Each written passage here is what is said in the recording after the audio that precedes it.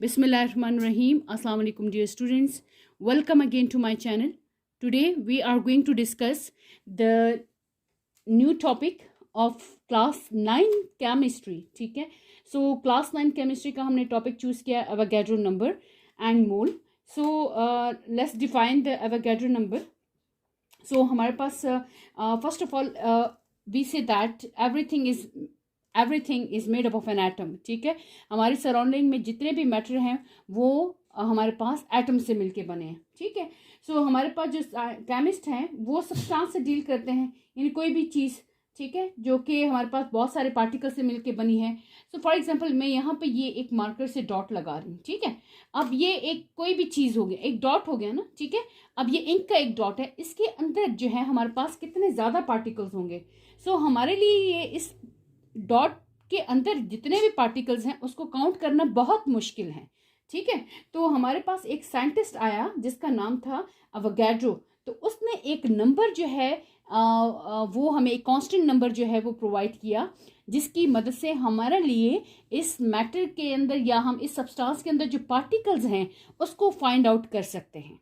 ठीक है, सो ये जो हमारे पास एवोगाड्रो नंबर है, it really helps in counting these particles. ठीक है, जो कि किसी भी मास ऑफ सब्सटेंस के अंदर पाया जाता है. ठीक है, तो हमारे पास ये जो एवोगाड्रो नंबर है इसको हम अमाउंट ऑफ सब्सटेंस के साथ कंपेयर करते हैं. ठीक है, तो हमारे पास कोई भी एक अमाउंट ऑफ सब्सटेंस जो है, कोई भी चीज़ जो है वो हम लिखते हैं कि वो हमारे पास ग्राम में मौजूद होती है. ग्राम हमारे पास क्या है कि एक यूनिट है जो कि वेट को मेजर करता है. सो कोई भी सब्सटेंस जब हम कहते हैं कि ये कितने ग्राम हो गए, ये एक सब्सटेंस जो है इसका वेट कितना है, वो ग्राम है. तो जब ग्राम में हम उसको हम मेजर कर लेते हैं तो सिंपली उसको हम कहते हैं मोल. ठीक है, जब किसी भी चीज़ का वज़न जो है, किसी का एटॉमिक वेट है, मॉलिक्यूलर वेट है, ठीक है, या हमारे पास कोई भी वेट जो है उसको हम एक्सप्रेस करते हैं ग्राम या किलोग्राम में, तो वी कॉल इट व्हाट, 1 मोल. ये जहन में रखें, इसको हम क्या कहते हैं, 1 मोल. तो ये जो आपके पास कोई भी पार्टिकल है या कोई भी सब्सटेंस है, अगर 1 मोल सब्सटेंस है उसके अंदर कितने पार्टिकल्स होंगे. ठीक है, इस 1 मोल के अंदर कितने पार्टिकल्स हैं, तो ये हमारे लिए ज़रा फाइंड आउट करना ज़रा मुश्किल हो गया. तो साइंटिस्ट हमारे पास जो एवोगाड्रो थे, इन्होंने क्या किया कि एक कांस्टेंट नंबर जो दे दिया, जो कि हमारे पास है 6.023 × 10⁻23. ठीक है, ये एक कांस्टेंट नंबर इन्होंने दे दिया.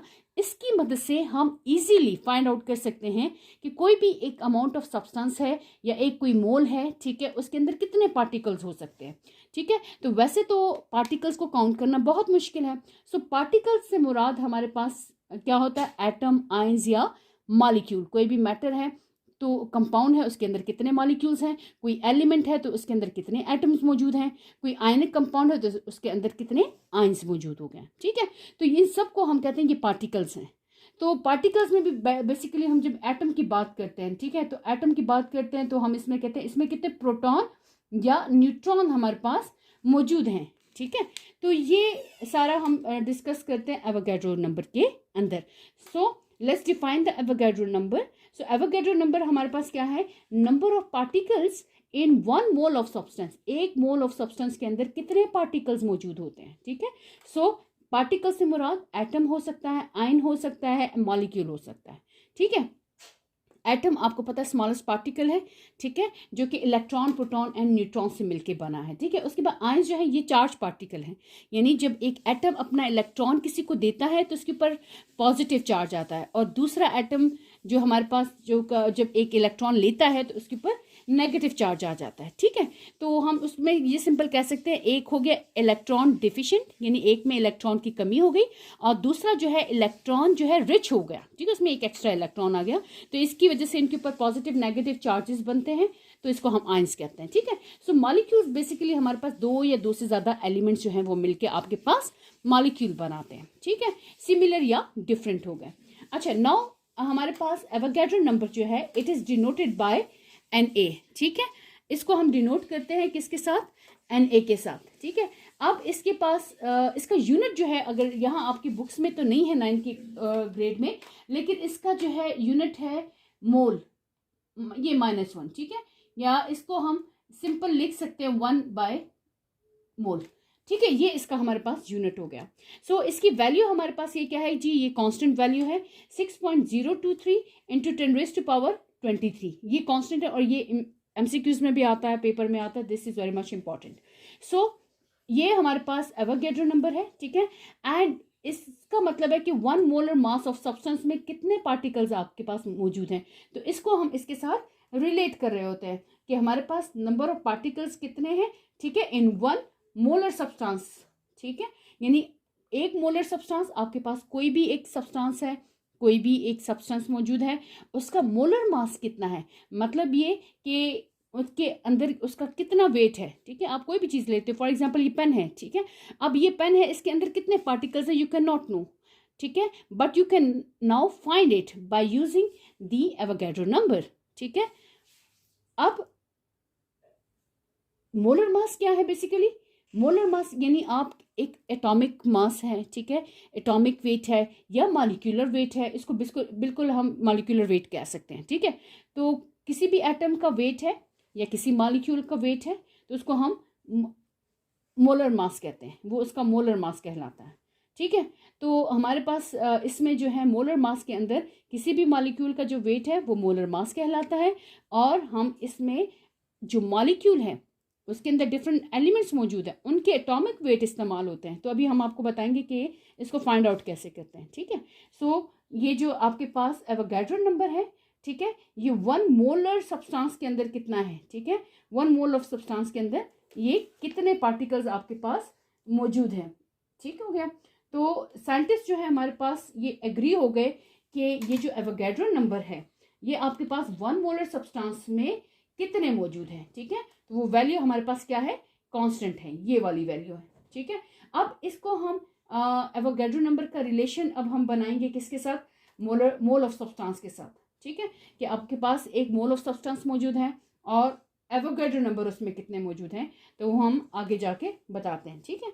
सो पहले अब इसको देख लें, मोलर मास हमारे पास क्या होता है कि मोलर मास या मॉलिक्यूलर वेट एक ही बात हो गई, ठीक है। सो इसका फार्मूला आप कह सकते हैं कि this is equal to the mass of chemical compound. कोई भी केमिकल कंपाउंड है आपके पास, उसका मास क्या है, मास इन ग्राम कितना है, and amount of substance in mole, और मोल्स में कितना है, ठीक है। एक तो मास हो गया, ठीक है, मास इन ग्राम हो गया, और दूसरा नंबर ऑफ मोल्स कितने हैं, इन दोनों इसका रेशो आपके पास ये इक्वल हो जाता है किसके, मोलर मास के पास, ठीक है। तो इसका फार्मूला हम कह सकते हैं कैपिटल एम जो है मोलर मास है is equal to small M, ये मास इन ग्राम आपको शो कर रहा है, एंड एन जो है नंबर ऑफ मोल्स को डिनोट कर रहा है। नाउ फॉर एग्जांपल आपके पास यहाँ पे ये हमने दिया है जी ग्लूकोज। अब हम कहते हैं कि जी इसका मोलर मास फाइंड आउट करें, ठीक है। अब यानी मोलर मास या मॉलिक्यूलर मास।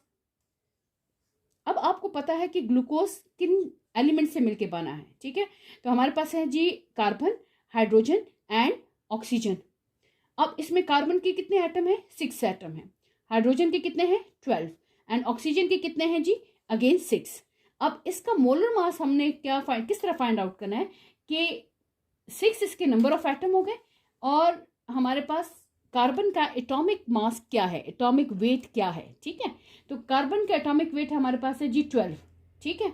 अब ये यहाँ मैं होल नंबर में लिख रही हूँ, वैसे पॉइंट्स में थोड़ा सा आ जाता है, ठीक है, ये हो गया। अब प्लस मैंने किया, हाइड्रोजन कितने एटम है यहाँ 12 है, ठीक है। तो हाइड्रोजन का एटॉमिक मास क्या है 1.008 हो गया, सही है। अच्छा, अब उसके बाद प्लस ऑक्सीजन कितने हैं 6, तो ऑक्सीजन का एटॉमिक मास कितना है हमारे पास 16 है, ठीक है। तो इन सब को आप इसको इससे मल्टीप्लाई करेंगे और इसको इससे, एंड देन आखिर में हम इन सबको प्लस करेंगे तो हमारे पास वैल्यू तकरीबन आ जाती है 180 ग्राम पर मोल।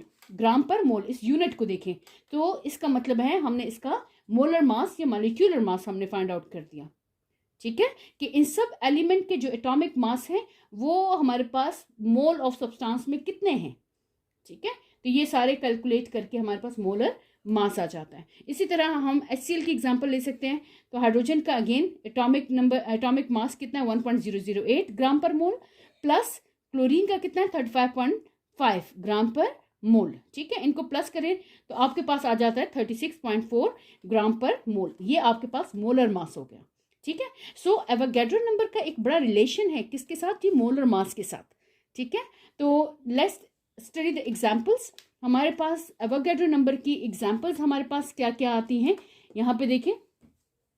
For example 1 gram of hydrogen equal to 1 mole. ठीक है, आपके पास 1 ग्राम ऑफ हाइड्रोजन, ठीक है, 1 ग्राम आपके पास हाइड्रोजन है, तो that would be equal to 1 mole. अब ये 1 जो है, ये 1.0 ग्राम जो है, ये इसका एटॉमिक मास है, हाइड्रोजन का मास है, जिसको हम लिखते हैं 1.008, तो हम होल नंबर पे लिख लेते हैं जी 1। ठीक है, तो ये इसका एटॉमिक मास है। आपके पास एटॉमिक मास है हाइड्रोजन का जी 1। ठीक है, ये एटॉमिक मास है। ठीक है, अब जब इस एटॉमिक मास को हम ग्राम में लिखते हैं 1 ग्राम, तो दैट इज इक्वल टू 1 मोल। इसको हम फिर क्या कहेंगे, ये क्या हो गया 1 मोल। यानी जब आप किसी एटॉमिक मास को या मॉलिक्यूलर मास को ग्राम में लिखते हैं, ठीक है, या किलोग्राम में लिखते हैं, तो बेसिकली हम यहाँ ग्राम यूज कर रहे हैं, तो ग्राम में जब आप लिखोगे तो that would be equal to 1 मोल।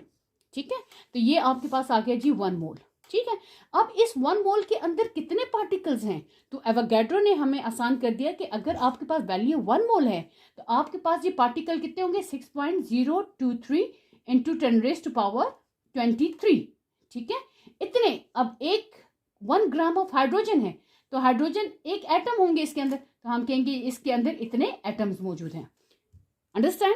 सो जितने नंबर ऑफ मोल ज्यादा होंगे, ठीक है, तो उतने ही इसके पार्टिकल्स भी ज्यादा होंगे। तो आगे हम न्यूमेरिकल्स में इसको स्टडी करेंगे। यानी आप मल्टीप्लाई करते हैं 1 मोल में अगर 6.023 इंटू 10⁻23 पार्टिकल्स हैं, ठीक है, तो 4 मोल में कितना होंगे, 4 मोल ऑफ हाइड्रोजन में कितने पार्टिकल होंगे, तो सिंपली 6 को 4 से मल्टीप्लाई कर ले, तो आपके पास जो वैल्यू आ जाएगी वो 4 मोल में इतने पार्टिकल्स मौजूद हैं। Now look at the next example, जो क्या है कार्बन की। अब कार्बन का जी 12 ग्राम, अब 12 हमारे पास कार्बन का एटॉमिक मास है या एटॉमिक वेट जिसको हम कहते हैं। ठीक है, तो अब ये 12 जो मास है हमारे पास, 12 ग्राम ऑफ कार्बन, इसका जो दिस इज इक्वल टू, यानी जब हमने एटॉमिक मास को, ये 12 एटॉमिक मास है, ठीक है, इसको जब हमने ग्राम में रिप्रेजेंट कर दिया, ग्राम में जब वैल्यू हमने लिख दी, तो ये इक्वल हो गया किसके जी, इज इक्वल टू 1 मोल। ठीक है, यहाँ पे ये 1 मोल होगा, that is equal to 1 mole. अब इस 1 मोल में कितने पार्टिकल्स हैं, अगेन वहां पे हमारे पास क्या है 6.023 इंटू 10⁻23। ठीक है, और कितने जी, कार्बन एटम है, सिंगल है ना, तो इसके अंदर इतने एटम्स मौजूद हैं, तो हमने आगे एटम लिख लेना है। एक चीज जहन में रखें, जब आप वैल्यू एवोगैड्रो नंबर्स की जो वैल्यू लिखते हैं, उसके साथ एटम, आयंस या मॉलिक्यूल्स आपने मस्ट लिखना है, क्योंकि आप उससे बता रहे हैं कि इस ग्राम या आप एटम को फाउंड आउट कर रहे हो, आपके पास 1 ग्राम ऑफ एटम है, हाइड्रोजन एटम है, या आपके पास मॉलिक्यूल की फॉर्म में है, तो उसमें कितने मॉलिक्यूल्स होंगे। ठीक है, और या आपके पास आयनिक कंपाउंड में है, यानी उसके अंदर कितना फार्मूला यूनिट है। तो आगे आपने ये लिखना जरूर है, एटम, आयंस या मॉलिक्यूल्स, क्योंकि हमारे पास डेफिनेशन में हमने पढ़ा था नंबर ऑफ पार्टिकल्स। ठीक है, तो यहाँ पे कंफ्यूज नहीं होना। नाउ नेक्स्ट हमारे पास क्या है, 18 ग्राम ऑफ वाटर। वाटर का जो मॉलिक्यूलर मास है आपके पास, वो क्या है 18 ग्राम। अब 18 ग्राम कैसे आया हमारे पास, फॉर एग्जांपल हमारे पास यहाँ पे देख लेते हैं, वाटर है ना, H2O, तो हाइड्रोजन कितने जी 2 एटम है, और हाइड्रोजन का एटॉमिक मास कितना है 1, प्लस कितने एटम है ऑक्सीजन के 1, तो एटॉमिक मास ऑक्सीजन का क्या है 16। ठीक है, तो अब 2 + 16 कितने हो जाएंगे हमारे पास 18। ठीक है, तो हम ये 18 आपके पास मास है किसका, मॉलिक्यूलर मास है किसका, वाटर का। तो अब इसको हम जब ग्राम में रिप्रेजेंट करते हैं, इसके साथ हम जब ग्राम लिख लेते हैं, तो that is equal to 1 mole. और अब इस मोल में कितने पार्टिकल्स होंगे, तो एवोगैड्रो ने हमें बता दिया अपने नंबर से कि ये इतने मॉलिक्यूल्स इसमें मौजूद होंगे। इसी तरह हमारे पास नेक्स्ट देखें, ये हमने आयनिक कंपाउंड ले लिया। ठीक है, NaCl, तो NaCl आयनिक कंपाउंड मीन इसके अंदर आयंस मौजूद होते हैं। ठीक है, सो आयंस की वजह से अब इसमें देखें, इसका जो एटॉमिक मास क्या है, सोडियम क्लोराइड का एटॉमिक मास क्या है जी 58। जब हमने इसको ग्राम में रिप्रेजेंट कर दिया, that would be equal to 1 mole. और 1 मोल में कितने हमारे पास एवोगैड्रो नंबर होते हैं, कितने पार्टिकल्स होंगे, तो हम लिखेंगे 6.023 इंटू 10⁻23 फार्मूला यूनिट। ठीक है, फार्मूला यूनिट हम इसलिए लगाते हैं जब हम किसी आयंस को या आयनिक कंपाउंड को जो है रिप्रेजेंट करते हैं, उसके लिए हम फार्मूला यूनिट को यूज करते हैं, वो टर्म यूज करते हैं। अंडरस्टैंड? सो होप आपको ये आज का ये टॉपिक समझ आ गया होगा. सो नेक्स्ट टॉपिक जो है हम मोल को डिस्कस करेंगे एंड देन इनके न्यूमेरिकल जो हैं हमारे पास उनको डिस्कस करेंगे. ओके जी, अभी हमने जैसे अब एवोगैड्रो नंबर हमने पढ़ लिया, ठीक है. अब उसकी जो फार्मूला है, अब उसका फार्मूला हमारे पास क्या है कि number of particles equal to number of moles into Na, ठीक है. ये Na आपके पास एवोगैड्रो नंबर शो करता है. अब हमारे पास न्यूमेरिकल्स आते हैं तो हमने इस फार्मूले को याद रखना है, ठीक है. सो हमारे पास एक प्रैक्टिस है 1.6 आपकी बुक में है 9th क्लास की में. तो इसमें है calculate the number of molecules. आपने नंबर ऑफ मॉलिक्यूल्स को कैलकुलेट करना है, फाइंड आउट करना है. Present in 5 mole of glucose. आपके पास अमाउंट ऑफ सब्सटेंस जो है वो मोल्स में है, तो वो वैल्यू गिवन है जो कि है 5 मोल्स. तो हम क्या करेंगे जी, गिवन लिखेंगे. गिवन में हमारे पास क्या है, number of moles of glucose कितने हैं जी, 5 मोल, ठीक है. उसके बाद फाइंड आउट हमने क्या करना है, number of molecules. Number of molecules को हमने फाइंड आउट करना है. अब सोल्यूशन क्या है, यूजिंग फार्मूला, जो कि हमारे पास क्या है, number of particles into number of particles equal to number of moles into Avogadro number, ठीक है. तो इसमें सिंपल आपने वैल्यूज पुट करनी है. आप इस फॉर्मूले को यूज करके नंबर ऑफ मोल्स भी फाइंड आउट कर सकते हैं. सम टाइम ऐसे न्यूमेरिकल्स आ सकते हैं कि आपको पार्टिकल्स दिए हैं, मतलब एटम, आइंस या मॉलिक्यूल्स दिया हो और कहें कि आप number of moles find out करें, तो आप ये वाला फार्मूला यूज करके उसको फाइंड आउट कर सकते हैं. So main thing is that कि you have to learn the formula first, ठीक है. आपको ये फार्मूला आना चाहिए. सो नंबर ऑफ मोल्स हमारे पास गिवन है जो कि है 5 मोल्स, ठीक है. हमने वो लिख लिया. और साथ में एवोगैड्रो नंबर की वैल्यू चूंकि कांस्टेंट है, वी नो दैट, तो 6.023 इंटू 10⁻⁻23 मॉलिक्यूल. और इसको सिंपल मैंने इससे मल्टीप्लाई कर दिया तो हमारे पास ये आ गया एंड मैंने 23 यहाँ लिख दिया. या अगर आपके पास साइंटिफिक कैलकुलेटर है तो आप उसके ज़रिए इसको मल्टीप्लाई करके आपके पास जो वैल्यू आ गई वो होगी. लेकिन आखिर में आपने ये मॉलिक्यूल ज़रूर लिखना है क्योंकि you have to find the molecules, so you have done it, ठीक है. तो this is the numerical of Avogadro number, यानी आपने ये कैसे इस न्यूमेरिकल को सॉल्व करना है.